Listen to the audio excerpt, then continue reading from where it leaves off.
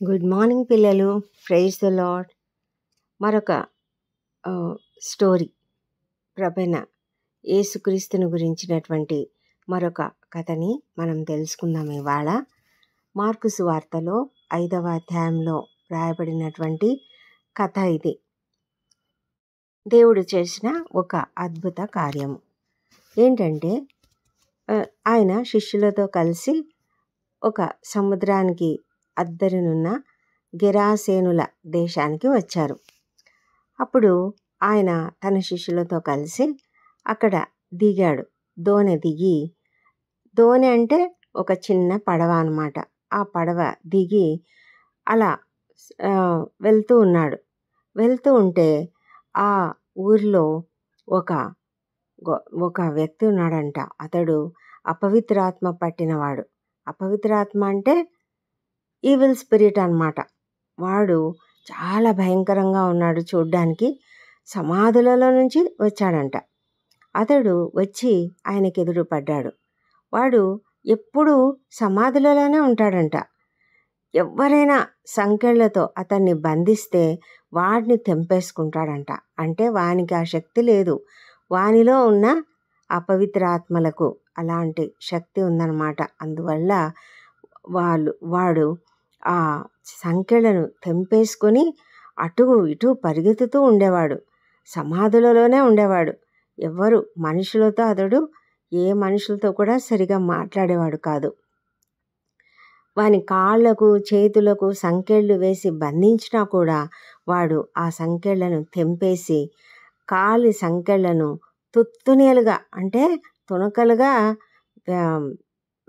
విడగొట్టేవాడు, తెంపేసేవాడు అనమాట. కాబట్టి ఎవ్వరు కూడా వాడిని సాధుపరచలేకపోయారు. వాడు ఏం చేస్తాడంట అంటే, ఎప్పుడు కూడా రాత్రింబగళ్ళు సమాధులలో కొండలలో కేకలేస్తూ తిరుగుతూ ఉంటాడంట. అంతేకాదు తన్ను తాను రాళ్లతో గాయపరుచుకుంటాడంట. పిల్లలు, ఎంత భయంకరం కదా!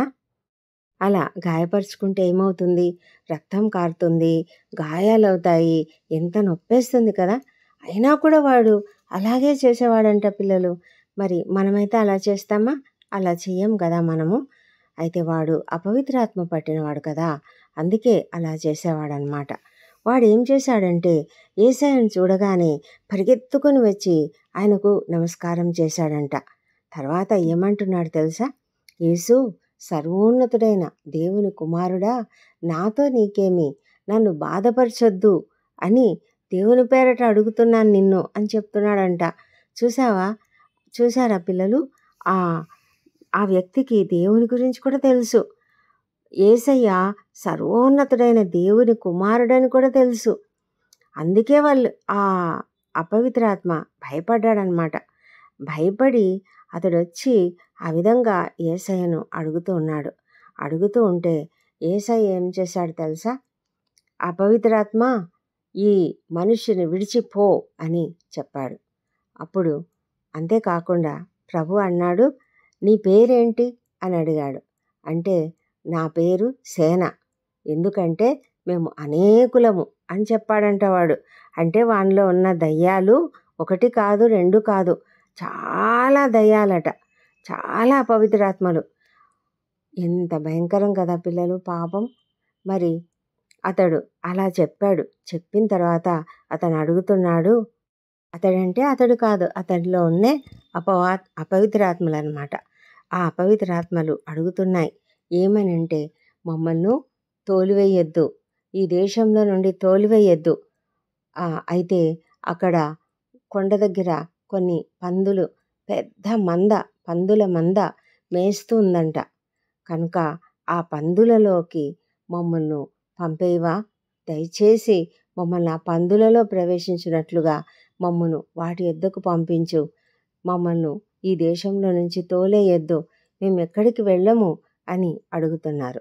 అడుగుతుంటే అప్పుడు ప్రభు అన్నాడు, వాటికి సెలవిచ్చాడు, ఆ అపవిత్రాత్మలకు సెలవిచ్చాడు.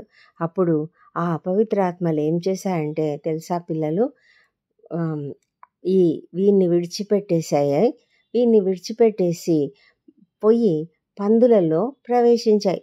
ప్రవేశించగా ఏం జరిగిందో తెలుసా పిల్లలు? ఆ పందులన్నీ కూడా దాదాపు 2000 సంఖ్య గల పందులంట అవన్నీ. ఆ మంద, ఆ పందుల మంద ప్రపాతం నుండి సముద్రపు దారిని వడిగా పరిగెత్తుకొని పోయి సముద్రంలో పడి ఊపిరి తిరగక అన్నీ చచ్చిపోయాయంట పిల్లలు. పాపం అన్ని పందులన్నీ చచ్చిపోయాయి. ఎందుకంటే ఈ అపవిత్ర ఆత్మలు వాటిలోకి వెళ్ళి ప్రవేశించే లోపల అవి స్పీడ్గా పరిగెత్తడం మొదలుపెట్టాయి. పరిగెత్తి అక్కడ సముద్రంలో పడిపోయాయి. పడిపోయి ఊపిరాడక చచ్చిపోయాయంట. అప్పుడు ఆ పందులు మేపుతున్న వాళ్ళు పారిపోయి పట్టణంలో, గ్రామంలో ఆ సంగతి అందరికీ తెలియజెప్పారంట. అంతవరకు ఎవరికీ తెలీదు, ఆ శిష్యులకు తప్ప. శిష్యులు ఆశ్చర్యపోతున్నారు. అమ్మో, ఇంత భయంకరంగా ఉండే ఒక అపవిత్రాత్మలు పట్టినటువంటి వ్యక్తిని ప్రభు ఎంత ధైర్యంగా మాట్లాడి, ఎంత ధైర్యంగా వానిలో నుంచి ఆ అపవిత్రాత్మలను తోలివేశాడు కదా అని వాళ్ళు ఆశ్చర్యపోయి అలా చూస్తూ ఉన్నారు. ఆ పందులు మేపుతున్న వాళ్ళకి కూడా చాలా భయం వేసింది. ఇన్ని పందులు అలా వెళ్ళి చచ్చిపోయాయే అని వాళ్ళకు చాలా భయం వేసి వాళ్ళు వచ్చి ఆ ప్రభు దగ్గరికి తిరిగి వచ్చేసరికి అక్కడ ఆ ఊరి వాళ్ళందరూ కూడా వచ్చారు. చూస్తే ఆ దయ్యాలు పట్టినవాడు అంతవరకు వాళ్ళ మాట వినేవాడు కాదు. వాళ్ళు కట్టేస్తే కూడా ఉండేవాడు కాదు. సంకెళ్ళతో బంధిస్తే కూడా ఉండేవాడు కాదు కదా. అయితే వాడు ఎలా ఉన్నాడంట, బట్టలు ధరించుకొని స్వస్థ చిత్తుడై, అంటే చక్కగా మంచి మనసు కలిగిన వాడు. ఎలాంటి అపవిత్రాత్మ కలిగి ఉన్నప్పుడు ఎలా భయంకరంగా ఉన్నాడో అలా లేకుండా ఎంతో చక్కగా మంచి వానిలాగా, గుడ్ బాయ్ లాగా కూర్చున్నాడంట యేసయ్య దగ్గర. అప్పుడు అదంతా చూస్తే ఆ జనానికి అంతా కూడా చాలా భయం వేసిందంట పిల్లలు. అక్కడ జరిగింది చూసిన వాళ్ళందరికీ కూడా చాలా భయం వేసిందంట. ఎందుకంటే ఇంత గొప్ప సంగతి జరగడం వాళ్ళు ఎప్పుడు చూడలేదు. ఆ ఊరి వాళ్ళంతా కూడా చాలా భయపడిపోయారు. అంతేకాదు వాళ్ళ పందులన్నీ కూడా చచ్చిపోయాయి. అది ఇంకొక బాధ వాళ్ళకి. కాబట్టి వాళ్ళు వచ్చి ప్రభువును మా ప్రాంతం విడిచిపో అని అడుగుతున్నారు, బతిమాలుతున్నారంట. అయ్యా, మాకు భయం వేస్తుంది, నిన్ను చూస్తేనే భయం వేస్తుంది అయ్యా, మీరు ఎంత గొప్ప దేవుడో, మీరు ఇక్కడి నుంచి వెళ్ళిపోమని అడుగుతున్నారంట. అప్పుడు ఆయన ధోని ఎక్కి వెళ్తూ ఉంటే ఆయనతో పాటు శిష్యులు కూడా వెళ్తున్నారు. అయితే ఆ దయ్యములు పట్టినవాడు అడుగుతున్నాడంట, ప్రభువా, నేను కూడా నీతో పాటు ఉంటాను, నీ దగ్గరే ఉంటానని.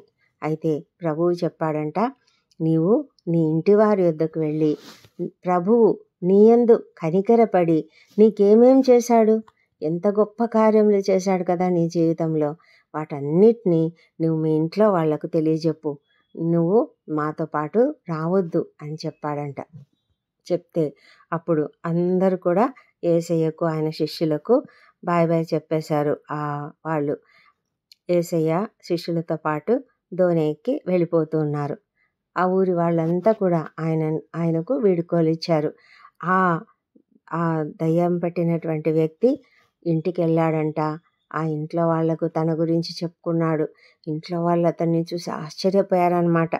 ఆ తర్వాత ఇంకా ప్రజలకందరికీ కూడా దేవుడు తన పట్ల ఎన్ని గొప్ప కార్యాలు చేశాడు అని సంతోషంగా అందరికీ ప్రకటించడం మొదలుపెట్టాడంట. అప్పుడు అందరూ ఆశ్చర్యపోయారు. నిజమే పిల్లలు, మనం కూడా దేవుడు మన జీవితాల్లో చేసిన గొప్ప కార్యాలను అందరికీ చెప్తూ ఉండాలి. ఎందుకంటే అది ఒక గొప్ప సాక్ష్యంగా ఉండాలి. మనం అలా చెప్తే ఏమవుతుందంటే అందరికీ యేసయ్య పట్ల ఎక్కువ ఇంట్రెస్ట్ కలుగుతుంది. వాళ్ళు కూడా ఇంకా యేసయ్యని గురించి తెలుసుకోవాలని ప్రయత్నిస్తారు. ఆ విధంగా మనము దేవుని గురించి ఇతరులకు ప్రకటిస్తున్నామన్నమాట. దేవుడు మనల్ని ఎంతో మెచ్చుకుంటాడు అలా చేస్తే. సరేనా పిల్లలు? మరి ఆ విధంగా మనము ఒక మంచి బిడ్డల్లాగా, సాక్ష్యం చెప్పే బిడ్డల్లాగా ఈ లోకంలో జీవించాలి. సరేనా? మరి మనం ఒక కంఠిత వాక్యం నేర్చుకుందాం. మార్కు సువార్త 5వ అధ్యాయము 19వ వచనము.